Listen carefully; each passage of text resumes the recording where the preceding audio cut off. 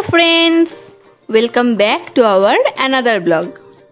গতকাল আমাদের পিস্তত দাদার বাড়িতে ইনভিটেশন ছিল, তো প্রথমেই সেখানে গিয়ে সবার সাথে একটু গল্পগুজব করে আড্ডা টাড্ডা দিয়ে চলে গেলাম সোজা খাওয়া দাওয়ার দিকে। প্রথমেই পাতে পড়ে গেল গরম গরম ভাত, তার সাথে ছিল মাছের মাথা দিয়ে মুগ ডাল আর বেগুনি। আর এরকম মাছের মাথা দিয়ে মুগ ডাল গন্ধরাজ লেবু চিপে বেগুনি দিয়ে খেতে কিন্তু দারুণ লাগছিল। তারপরেই পাতে পড়ে গেল পাবদা মাছ, আর দুটো মাছ জোর করে দিতেই দিদির মাথায়ও পড়ে গেল হাত। ও ভাবতে শুরু করলো কী করে খাবারটা খাবে, কারণ মাছ খেতে দিদির আমি অতটাও পছন্দ করি না।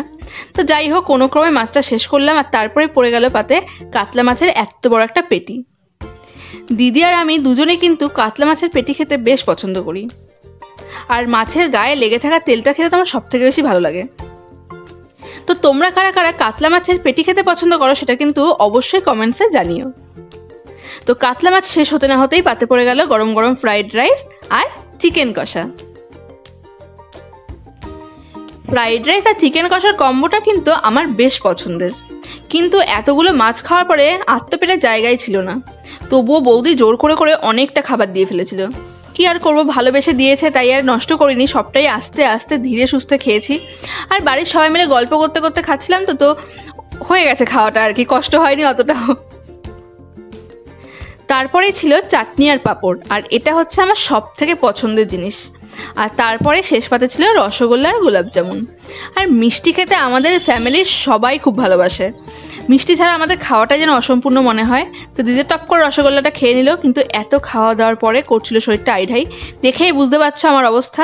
তারপরে খেলাম কোল্ড ড্রিঙ্কস, আর দিদি একটা গিফটও পেয়েছিল, একটা সুন্দর জামা পেয়ে গেছিলো। আর দিদি তো পুজোর আগে গিফট পেয়ে বেশ খুশি হয়ে গেছে, আসলে গিফট পেতে কান্না ভালো লাগে। তারপরে বিকেলবেলা খেলাম বৌদির হাতে স্পেশাল কফি, আর যেটা কিন্তু খেতে সত্যিই খুব ভালো হয়েছিল। আর এই বৌদি কিন্তু সত্যি খুব ভালো কফি বানায়।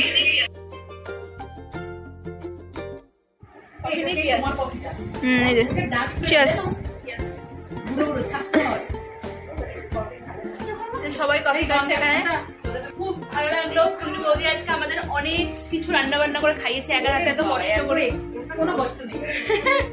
আর প্রত্যেকটা রান্না খুব ভালো হয়েছে, রান্না খুব ভালো হয়েছে। নতুন বউ, হ্যাঁ, এই যে হবে হবে বউ, আর এই যে সদ্য হয়ে যাওয়া বউ, কানেক্টরটা খুলে রেখে দিচ্ছি, খেয়ে টায়ার্ড হয়ে পড়েছে। চলো গাইস, টাটা টাটা।